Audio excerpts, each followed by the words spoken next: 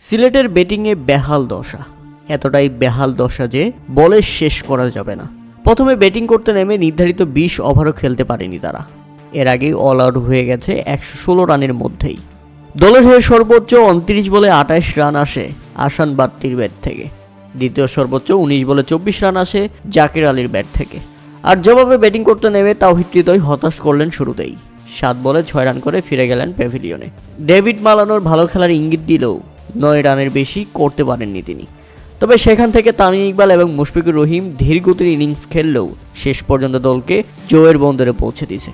আর এই জয়ে দুর্দান্তভাবেই ফরচুন বরিশাল দ্বিতীয় দল হিসেবে কোয়ালিফাই নিশ্চিত করে ফেলেছে। সবার আগে রংপুর রাইডার্স কোয়ালিফাই নিশ্চিত করে ফেলেছিল, আর এবার ফরচুন বরিশাল তারা কোয়ালিফাই নিশ্চিত করে ফেলল। ফরচুন বরিশালের কাছে পরপর 2 ম্যাচেই যেন সিলেট স্ট্রাইকার্স রীতিমতো ধরা। কেননা এর আগেও সিলেট স্ট্রাইকার্স ফরচুন বরিশালের বিপক্ষে নিজেদের ঘরের মাঠে অর্থাৎ সিলেটে মাত্র 125 রানের মধ্যে অল আউট হয়ে গিয়েছিল। আর আজকের ম্যাচে 125ও করতে পারেনি, অল আউট হয়ে গেছে 116 রানের মধ্যেই।